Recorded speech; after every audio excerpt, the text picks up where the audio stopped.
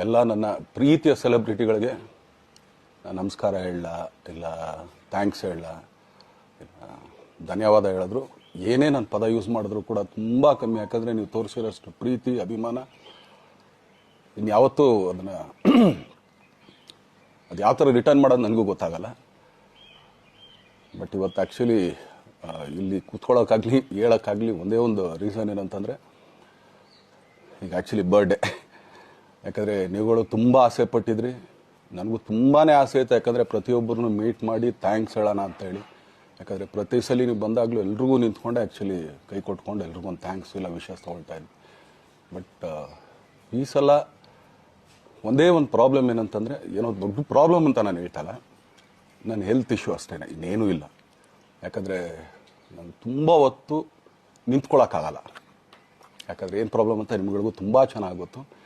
ಯಾಕಂದರೆ ನಿಂತ್ಕೊಂಡು ನಾನು ಆ್ಯಕ್ಚುಲಿ ಎಲ್ರಿಗೂ ವಿಶ್ ಮಾಡೋಕ್ಕೆ ನನ್ನ ಕೈಲಿ ಆಗಲ್ಲ ಅಂತ. ಯಾಕಂದರೆ ಯಾವಾಗ ಇಂಜೆಕ್ಷನ್ ತೊಗೊಳ್ತೀನೋ ಒಂದು 15-20 ದಿನ ಅಲ್ಲಿ ಬಿ ಓಕೆ. ಬಟ್ ಆಮೇಲೆ ಮತ್ತೆ ಅದ್ರ ಪವರ್ ಕಮ್ಮಿ ಆಗ್ತಿರಂಗೆ ಪೇನ್ ಸ್ಟಾರ್ಟ್ ಆಗುತ್ತೆ.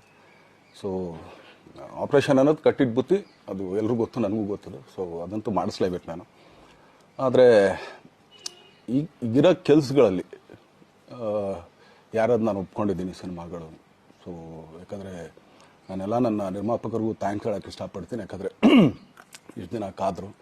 ಸೊ ಅದೊಂದು ರೀಸನ್ಗೋಸ್ಕರ ಅವ್ರುಗಳು ಆ್ಯಕ್ಚುಲಿ ಇಷ್ಟು ದಿನ ಕಾದಿದ್ದಾರೆ. ನಾನು ಅವ್ರುಗಳಿಗೆ ಅನ್ಯಾಯ ಮಾಡಬಾರ್ದು. ಯಾಕಂದರೆ ಅವರು ಒಂದು ಏನೇನೋ ಪ್ರಾಜೆಕ್ಟ್ಗಳನ್ನು ಕೊಟ್ಟಿರ್ತಾರೆ ಅಂಥೇಳಿ.